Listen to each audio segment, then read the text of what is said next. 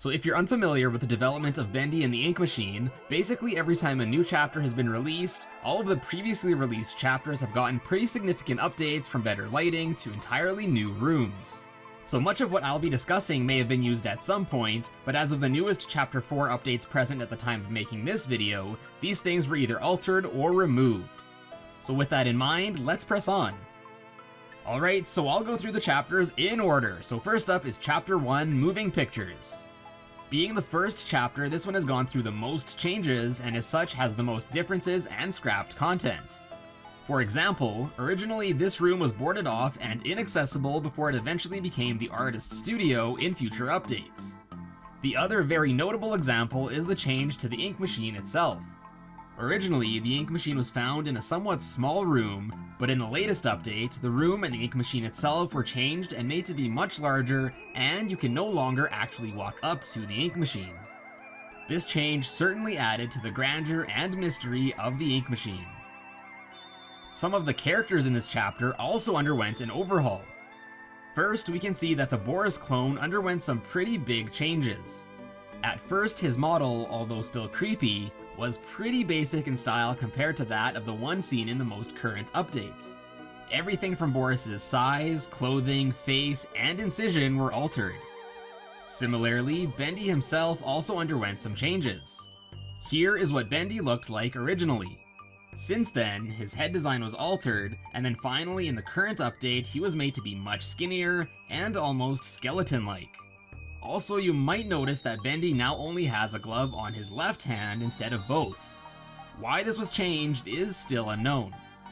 And speaking of Bendy changes, it appears that there is an unused version of the jump scare towards the end of the chapter. Originally, it seems that instead of reaching at the player and then sinking down, Bendy would instead slowly tear down the boards after the jump scare. After completing this task, a door would shut him in. This video clip is actually uploaded to YouTube as an unlisted video by Mike Mood, one of the co-creators of the Meatly Games, the studio which created this game. Anyways, this lost finale was likely changed because it would remove the sense of danger and urgency if the player could just see Bendy get locked up in that room. It also doesn't really make sense since initially this room isn't boarded up, and it is likely Bendy who boarded up the door before the player returns to the ink machine. So why would he then try to take down the boards right after just putting them up? In future updates, Bendy's jump scare was changed, along with his design from just popping up, looking around, and sinking back down, to actually trying to grab the player. Additionally, Bendy's jump scare shriek as well as Henry's reaction were also removed. I'm getting the hell out of here. One of the other decently big changes in the first chapter was the audio heard when the projector turns on in the projector room when Henry returns to increase the flow pressure. The first song used here was Hellfire Follies.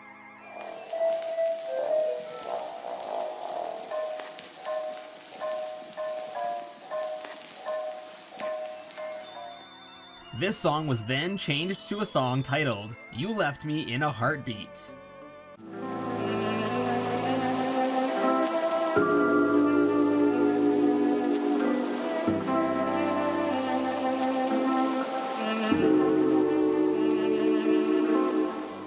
This song has since also been scrapped in favor of just a whistling tune.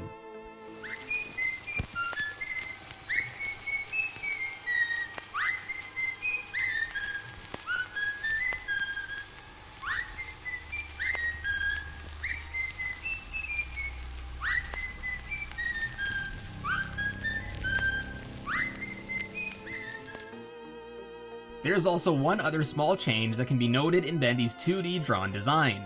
This difference is the design on his gloves, which was changed from 3 lines to 2 circles. This change is seen in all of the cutouts as well as all the posters throughout the chapter. The only real reason that I can think of for this change is that with the 2 circles, I guess Bendy's gloves kind of look like a skull from afar, and if you squint hard enough. It's a bit of a stretch, but I really can't think of any other reason why this would be altered. There are also 2 completely unused portraits that were intended to be found in the Chapter 1's break room, where you bring all the items you need to search for before turning on the ink machine. One of these just looks like an ink splat, and the other which looks like Stitches repairing some sort of tear. These suggest that either the game was planned to have the player find 8 objects instead of 6, or these were just early versions of the ones used in the final release. If 8 objects were intended to be found, this was likely changed to make the hunt not overly tedious. As it's been theorized, each of the portraits is meant to represent a character in the game as well as a department in Joey Drew's studio.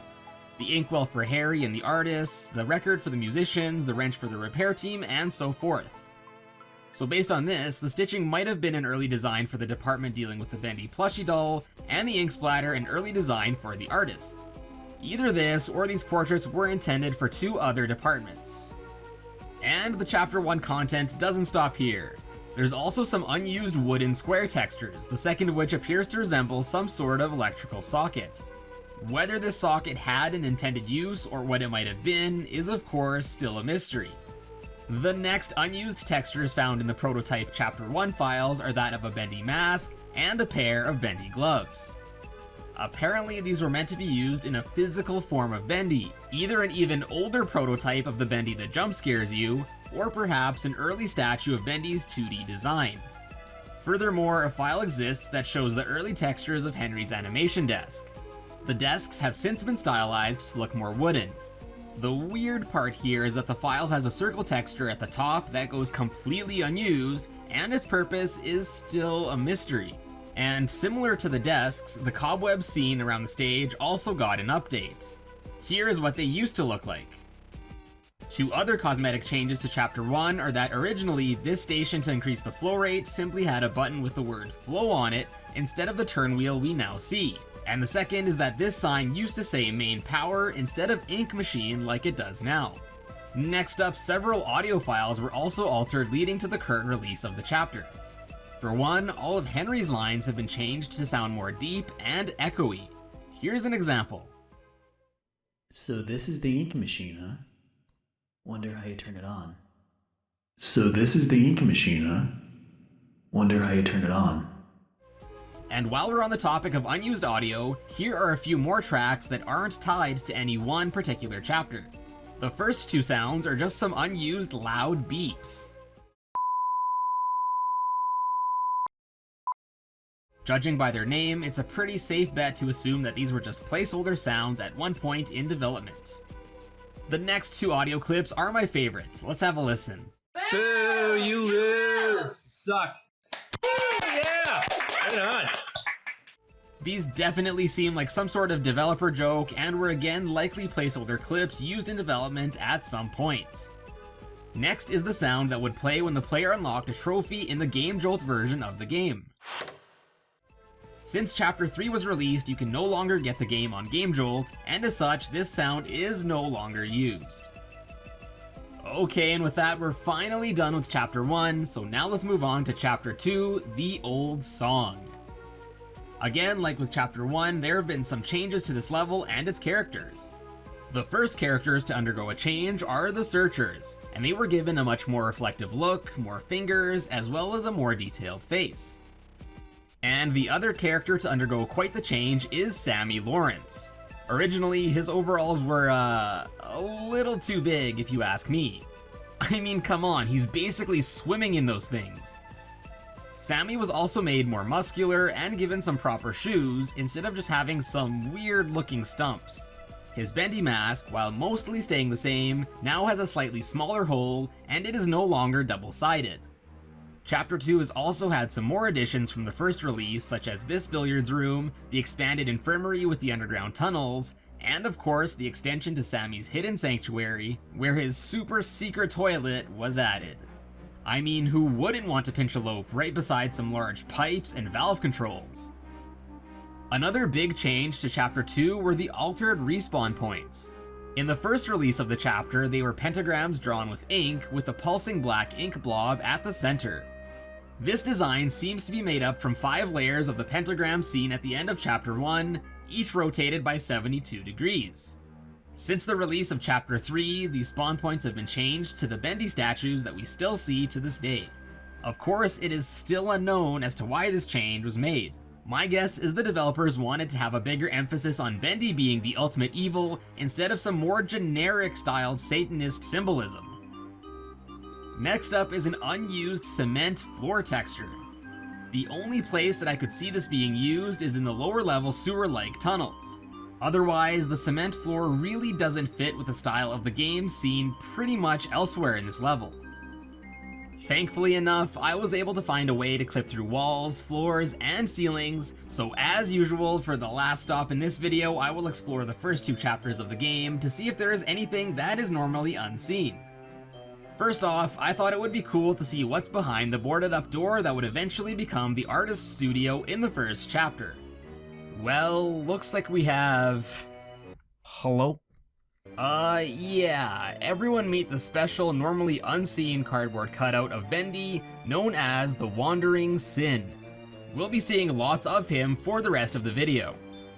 This guy stares at you menacingly and holds up a sign that reads, "Wandering is a terrible sin." As you get closer, an ominous droning sound will get louder and louder.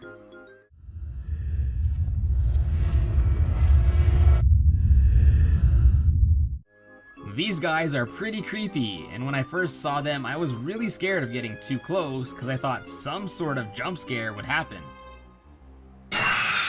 Now these guys are found pretty much everywhere that you would want to explore, but is normally inaccessible. The developers obviously knew that players would get curious and would want to explore, so the Wandering Sin was their sort of deterrent to try and scare fans off from looking where they aren't supposed to. For example, ever wondered what's behind the exit door at the start of the chapter? You guessed it, another Wandering Sin. You know, let's just call him Sinny from now on. In the same room, we can see that this here unseen light is used to generate the effect of the light under the door seen on the other side. This same effect is used later on in this chapter in the radio room. And speaking of lights, back at the soon-to-be artist room, if we go look up the once mysterious stairs, we can also see a light coming from nothing. Nice. There's also a blocked off path in the lounge area here that is super ominous but never really further explored. Of course, I also wanted to see what was behind this barricade. After getting through and going down below the hatch, there was a decently long staircase with Sinny waiting for us at the end. In the latest version of Chapter 1, we can go beneath the floor and see the ink machine still loaded, just waiting to be pulled up. And since we aren't normally supposed to get down here, looking back to the balcony, we can see that much of the wall is untextured for obvious reasons. I also tried to go behind Bendy before his jump scare to see if it would still work if I was there, but unfortunately, it looks like you have to be behind the barricade in order to trigger the cutscene. Now moving on to Chapter 2, which has so far the most hidden Sinnies out of all of the chapters. But before we get to those, there's also the part towards the beginning of this chapter that we can see Sammy Lawrence carrying a Bendy cutout. Normally, when we reach the end of the hallway, Sammy has disappeared without a trace. I was curious to see how this was done, and it turns out it was nothing special. Sammy quite literally just disappears. There are 2 normally inaccessible places that I also wanted to check out in the recording room. The balcony where the Bendy cutouts and eventually Sammy Lawrence stare down at you from, as well as the vocal recording booth. Up at the balcony, we can first see the stack of Bendy cutouts. Now if you didn't know, every time you turn on the projector, another one of these will be called and placed at the balcony when you're downstairs, or down in the recording room when you're looking down from the projector room. And if we go a little bit further in this path, our first Sinny of the chapter can be seen. There is also another blocked off mysterious path here, but going further just reveals an unfinished and blocked off stairway. Next up is the vocal recording booth. After going inside, this door is actually functional for some reason, and will then reveal yet another room with ya boy Sinny. It's odd that this door is functional. I'm quite certain the developers expected players would try to go here. By now you might have noticed that I'm not playing on the most current release of this chapter. And that's simply because, for whatever reason, many of the Wandering Sins were removed in the current release, namely the 2 that we just saw. That being said, the newest release has one cool thing to check out that is present in the newly added tunnel section. At one point we can look back and see the shadow of Sammy Lawrence just standing menacingly. Well, if we go and have a look, it turns out Sammy isn't even looking in the right direction, and he is just staring towards the flickering light, which is again coming from nothing. Also, if we go down to Sammy's ritual room before we are supposed to, we can see him just standing there, asserting his dominance. When getting here normally, after his monologue, Sammy will go off screen into another room where he is presumably killed by Bendy. In a normal playthrough, this room becomes locked and is inaccessible, but if we force our way in, we can just see Sammy hanging out, doing his own thing, and also Sinny peeking from behind. Before Bendy spawns, if you stand in this ink square and look up, you can see there is some sort of room up there. Turns out it's a secret hallway with probably the most ominous wandering sin, as it appears this one was some sort of shrine to him. And yes, those two gray Bendy heads are just shrunken down respawn statues. Now it was at this point the graphics and collision of the chapter kind of got messed up. Fortunately, this let me get nice and close to Bendy and have a good look at him. There's also another blocked off hallway where this Sinny can be found, although normally he'll actually be on the wall. And finally, at the end of the chapter, we can see Boris just hanging out off screen, waiting for the cutscene to start. Beside him is of course the last hidden Sinny of the chapter.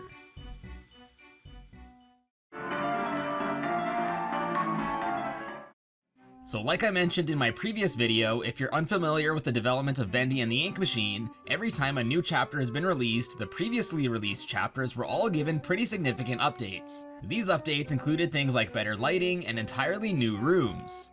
So again, some of what I discuss may have been used at some point in Chapter 3, but as of the newest Chapter 4 updates present at the time of making this video, these things were either altered or completely removed. Anyways, for the first stop in this video, let's have a look at the game's unused and altered content. We begin with Chapter 3, Rise and Fall. First up, we have an unused model of a frying pan. It was apparently supposed to be found somewhere in Boris's safe house at the start of the chapter. Perhaps it was initially considered to be used when making Boris's bacon soup instead of the pot seen in the final release. Next up, we can see that the projectionist also underwent some alterations. It appears as if he was changed to look more like he is made of ink rather than just being covered in it. The projectionist's projector head was also altered now with better shading and more ink coverage. Similarly, the secret searcher boss was also slightly altered. Instead of just looking like an oversized searcher, he has now been given a fedora-like hat to give him some personality. M'lady. Now this next animation isn't really unused, but normally we can't see it in its entirety. So it's basically unused, I mean as far as we're concerned anyway. This is the animation for Alice Angel during her jump scare the first time you get to meet her.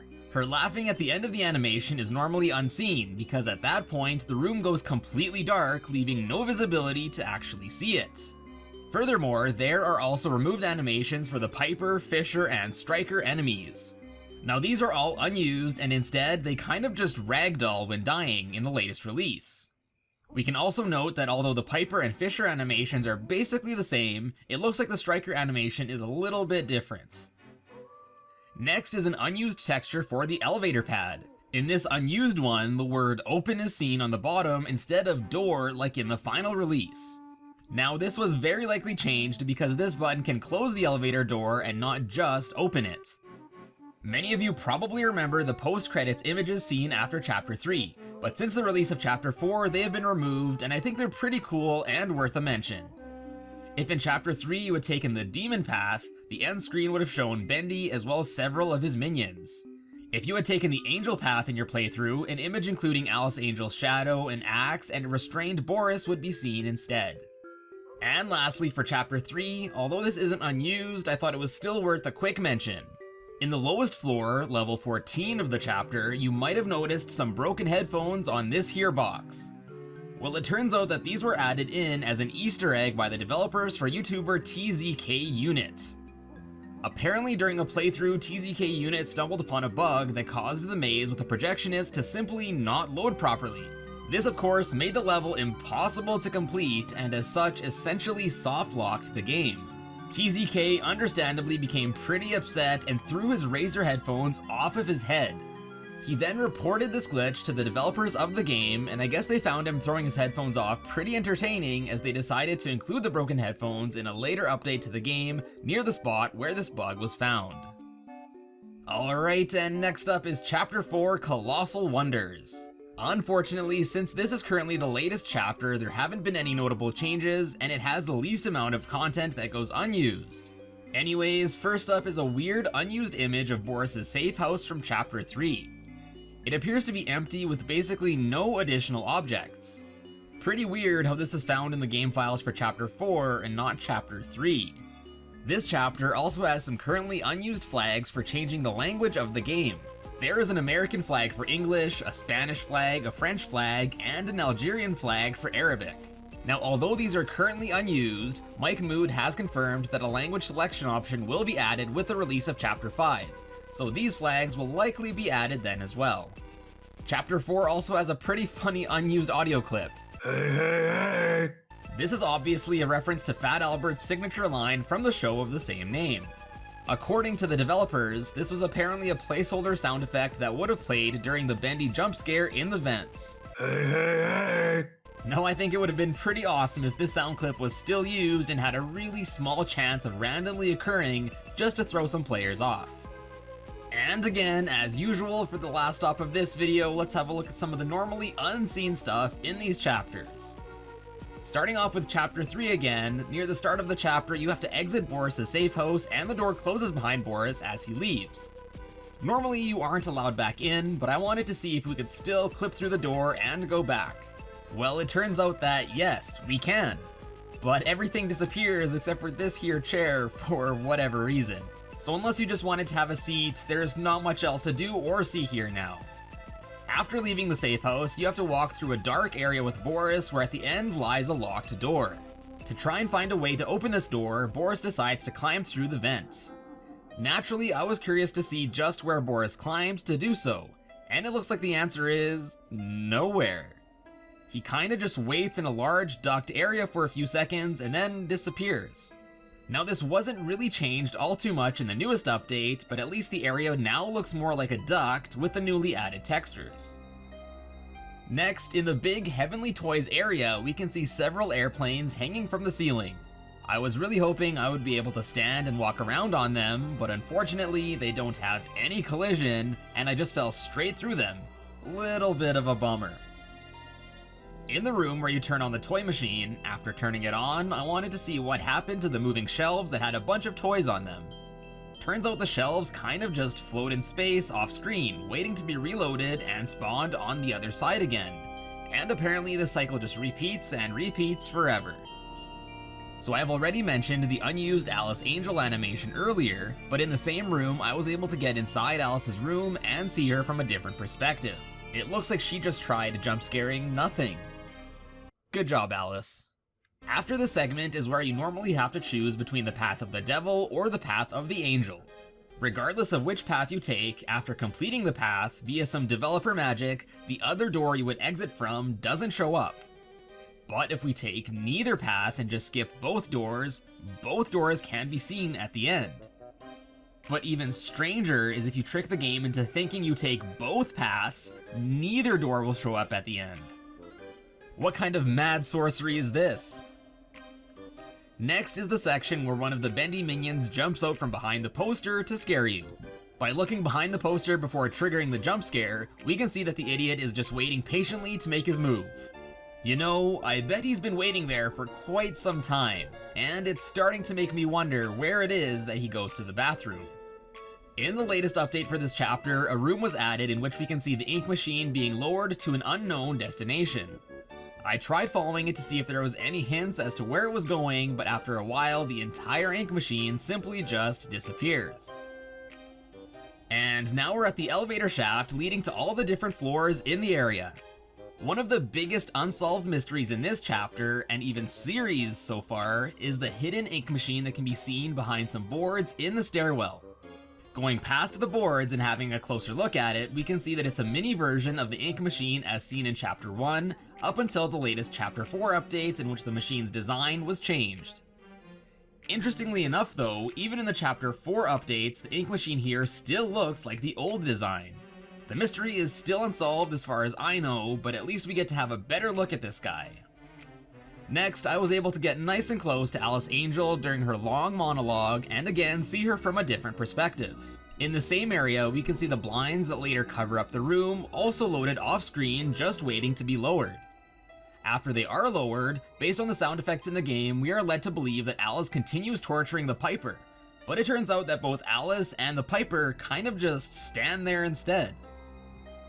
The last notable thing that I tried in this chapter was in the area that we first get to see the projectionist. Now normally we can't enter this room until he disappears, but if we go in sooner, we can see him just continuously walking in place towards the wall. When walking in front of him, he still shrieks like he normally does, although he didn't chase me or hurt me, which I thought was pretty strange. As soon as I went back and opened the door to this room, however, the projectionist disappeared. In the same room, besides where the projectionist was walking, there is also a sealed off hallway. Well, time to check it out. Behind it is another board and seemingly dark and creepy passage. Well, not like that has stopped us so far.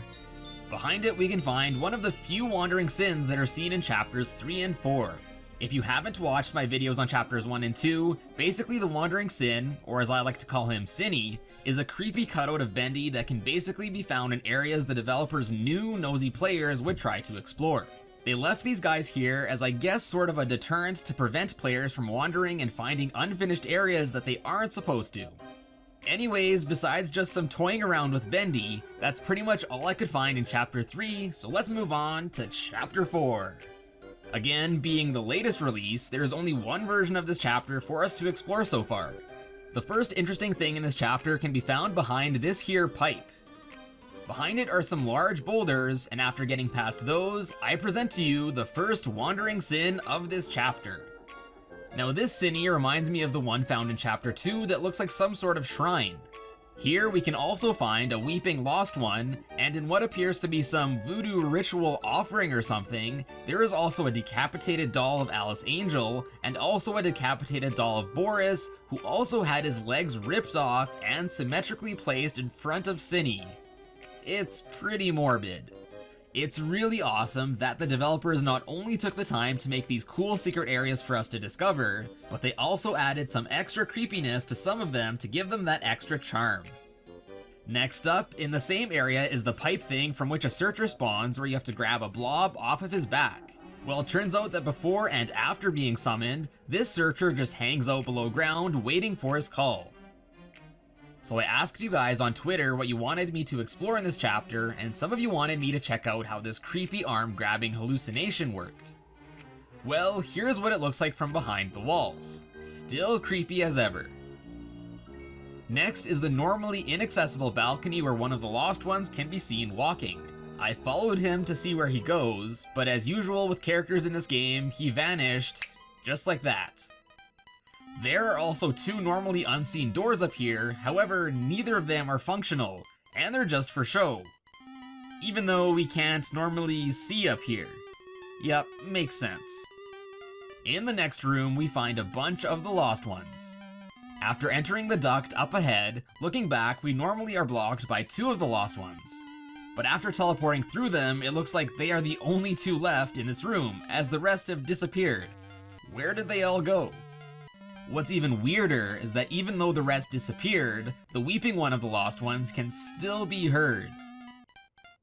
Anyways, up ahead in the ducts is the Bendy jump scare I had mentioned earlier in this video. In this room, which is somewhat of a throwback to the first chapter, again, as usual, after waltzing around for a bit, Bendy also disappears. At the end of this room though, there is the second and final Sinny that can be found in this chapter. Next we move on to the Storage 9 Bendyland warehouse and production area. Since the projectionist is such a swell chap, I wanted to go check up on him first. It looks like if we come into his domain before we are supposed to, he will just be found looking directly at nothing. Unlike in the previous chapter though, here when I walked in front of him, he got a bit startled and began chasing me. No matter, I just made him chase his own tail for a bit. I don't know if you're supposed to do this, but I then baited him into following me outside of his area into one of the other ones. Of course, even though I left him in the complete opposite side of this area, he still teleported back after pulling the final power switch for his fight with Bendy. Before moving on to the last part, I wanted to see if I could move around in the newly added Death Revival sequence in which you normally have to walk up to a bright light at the end of the Inky Tunnel. Thankfully, I was able to move out of the Inky Tunnel and look at it from a brand new perspective, so here you go. This is what the tunnel looks like in its entirety from the outside. Alright, and now on to the final haunted house ride, where there were a few things that I wanted to check out. First up is the blocked off area to the right of the cart that you are normally supposed to get into. Behind the darkness is just an extended area, but there really isn't much else to see here. Next up is an arch with a dead fissure under it. And going through, I found myself in a small area, and looking back, you can see that much of this area wasn't textured, so we can see through the walls and even see some other parts of the stage from afar. Next is the boarded off area labeled just as Bendy. I was hoping for a cool secret here, or at least another wandering sin, but unfortunately behind it is just another empty area. Okay, now is when things started to hit the fan. So I hopped into the ride and I was trying to glitch out of it, but nothing seemed to happen, so I just stopped trying. But then all of a sudden I just randomly died out of nowhere and from nothing. Then when trying to respawn, the game actually kicked me backwards from the light at the end of the tunnel and I started to fall. It was at this point I started thinking that the game was seriously haunted. Oddly enough, I didn't die again and I actually managed to find the stage again.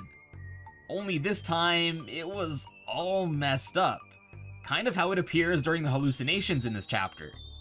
I was also only able to look forward, so getting around was a bit tougher without knowing where exactly it was that I was going. Thankfully by this point, I've played this chapter enough times that I kind of memorized the stage's layout. It was really cool and trippy to see the level completely in this weird state. I seriously have no idea how this happened, but I'm really glad that I was able to record it. Luckily, I was able to find the respawn ink tunnel, and again I was able to bring myself back to the normal stage. But as you can see, not all is normal, and for some reason the entire stage now seems to be tilted. Okay, I'm convinced this game is officially haunted. I went back through the ride, but since I wasn't in the cart at the end, it seems like the Boris cutscene didn't get triggered, so as such, the level was now unbeatable and essentially soft-locked. I came back to the end area just in case to see if I missed anything noteworthy, but unfortunately there wasn't anything of interest to report.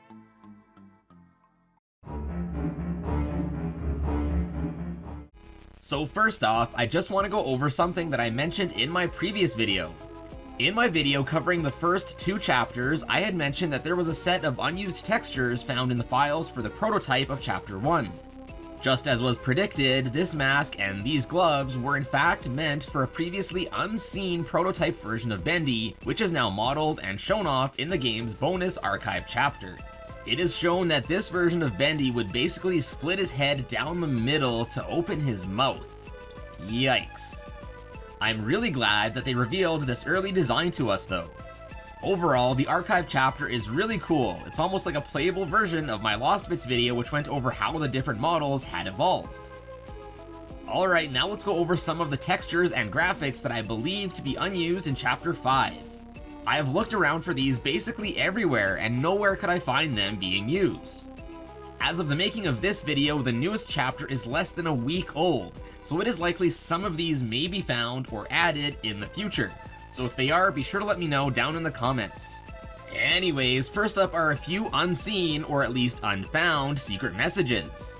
As you may know, in Chapter 5 we are introduced to the handheld Seeing Tool Lightbox, which acts like the lens of truth from The Legend of Zelda and reveals secret messages when looking through it. The 3 secret messages that I was unable to find are, I will set us free, more than just a cartoon, and a heart. There is a secret drawing of a heart on a box in Chapter 4, believed to be a reference to the companion cubes from the Portal series. So maybe it was supposed to be here at one point instead. Another area that it might have been intended for is down in level 14 in Chapter 3, where Henry is tasked to collect some ink hearts. I will set us free looks very similar to the he will set us free message seen in the beginning of Chapter 2. So my best guess is that this would have been a hidden message layered over top of it. I don't really know where more than just a cartoon would have been used, as it sounds like it could be used pretty much anywhere, but my best guess is the artist room in the first chapter. Next, let's have a look at the textures used for the ending cutscene in Joey Drew's apartment. Most of the textures in these files are used, but some are normally unseen, like this Smell Like Success box and this upside down truck blanket, but we'll talk more about those later. So you may have noticed the several newspapers littered around the apartment, but normally it's pretty hard to read what's actually written on them. Thankfully, by looking at the high-resolution textures, we can read a few of the headlines and see that all of the newspapers appear to be from different parts of the world and from different parts of the 20th century. There's one discussing the Second World War, and then another celebrating Princess Diana's 30th birthday. But wait, Princess Diana was born in 1961, meaning that this newspaper was from 1991. However, the calendar on the wall in the apartment shows that this takes place in the year 1963. So either A, there's some serious time traveling going on, B, these are just some stock newspaper textures and I'm reading way too much into this, or C, Joey really likes that calendar and refuses to take it down even decades after 1963 passes. Other headlines discuss a supposed Bigfoot sighting in Scandinavia, a shark attack in the South, and a fake radio war stir in the United States. The last one might be referring to the famous radio dramatization of H.G. Wells' War of the Worlds in 1938, which many radio listeners believed the dramatization to be a real news broadcast and thought aliens really were invading Earth. Something about the picture here seems off though. It seems to be way too high of a resolution compared to everything else. At first, I thought it was a picture of one of the developers, but I couldn't really match it up with any of them. If any of you know who this is, please let me know. Next is a newspaper that appears to be some sort of weird spoof of Jethro Tull's album Thick as a Brick. There are several similarities. The Jethro title in the corner here turned into Rullum Tree, the crest at the top, the placement of all the text, and even parts of the same article. No idea if there's any deeper meaning here, but I'm guessing whoever made this was just trying to change it enough to avoid copyright infringement.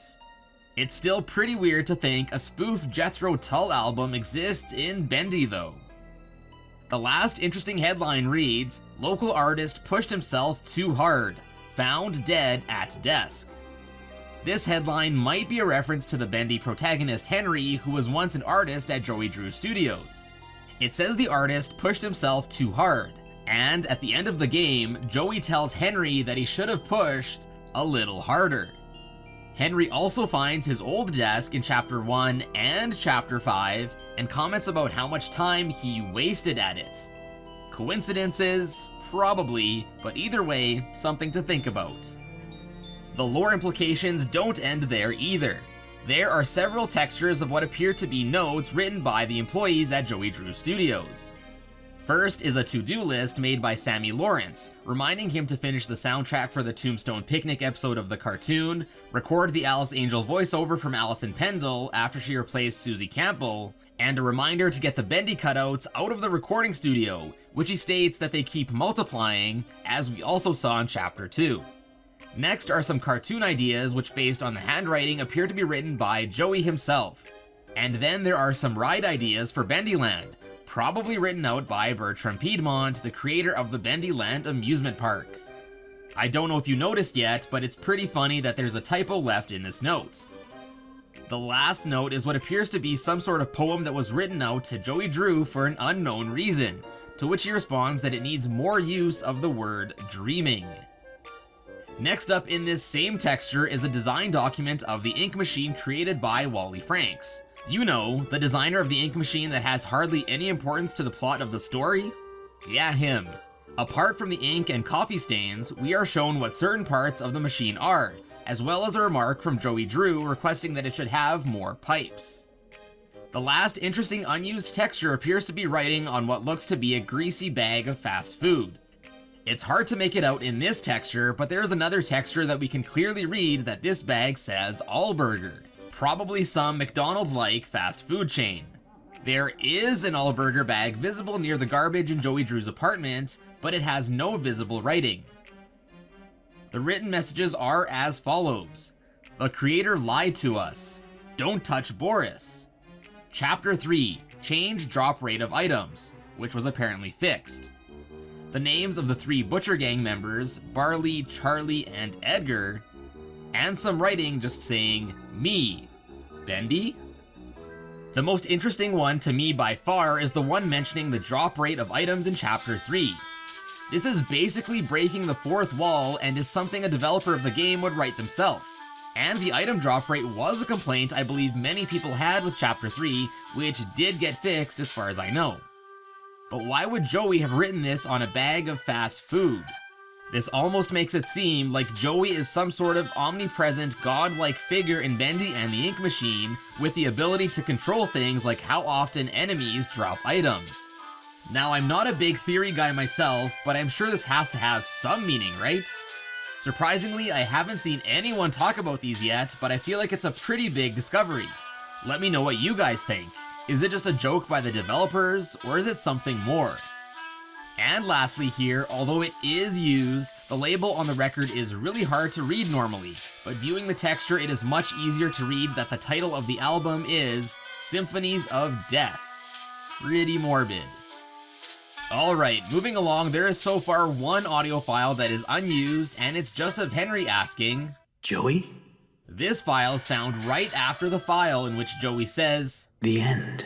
Before vanquishing Big Boy Ink Demon, so either this would have been used right as Henry meets Joey at the end, or it may be possible that at one point it would have been revealed that Joey was the Ink Demon all along.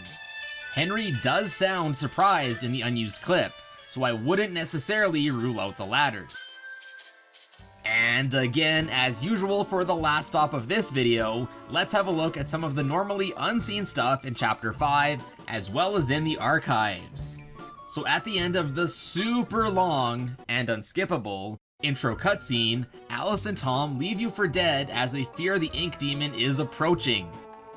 But where do they go, you might be wondering? Well, after we break out, it looks like they didn't get too far. Tom is found motionless just off to the left in this hallway behind the wall, and Alice is found on the opposite side, again, just behind the wall. I always enjoy finding these models that the developers hide just outside of normal view. Just up ahead is the next hidden secret of this chapter. Beside the bed frame, there's what looks like a caved in and boarded up path. Naturally, I thought I should look past it, and I'm glad I did, as behind it there is a large room with a door. The door doesn't open, or even function at all for that matter, but just look at this. There's no way this didn't or won't have a purpose at some point. The bed frame is also the image used for selecting Chapter 5, so maybe there's more to this area than we know. I'm thinking maybe this might be opened in a future update like we saw in cases in the previous chapters. Fingers crossed. Later on, we can see Alice and Tom zipping away in their boat. I was curious to see if they actually do drive all the way to their destination, but it looks like they just disappear when they go out of view. Of course, I had to try and see what the giant hands look like from under the ink, but it was a bit easier said than done, as for some reason the game wasn't letting me clip through the boat at first. But it turns out that after you let one of the hands kill you and then respawn, the hands that were loaded previously are still hiding under the ink. So here you are, this is what they look like in full. Interestingly enough, the hand that pulls down the boat that Tom and Alice used is also still found under the ink, still gripping onto the boat. And speaking of Tom and Alice, they end up going through this here door, and at first you assume that this is where you are supposed to go as well, before having to turn and run from the ink hand. But turns out that behind the door is just a lot of nothing. If you've played this chapter, you also know that Sammy Lawrence makes a return here in which he jump scares you before fighting you. If we fly behind him without triggering the jump scare, we can see him just chilling. To my disappointment, he isn't asserting his dominance with a T-pose like he did in Chapter 2. After the super drawn out fight with like 200 searchers and lost ones, there's a hallway that we need to traverse, but unfortunately Henry ends up falling 50 meters. So let's find out what's really at the end of this hallway. Although it is actually textured and you can still walk on the boards, there really isn't much else to see here on either side. Moving along, we approach Joey Drew's office area. One really cool thing I found here is how the effect of the ink demon's presence is made. So after you make the first pipe fitting, ink starts covering the walls, which in previous chapters is a sign that Bendy is near. The first few times I played this, it scared me and I hid in the little miracle station.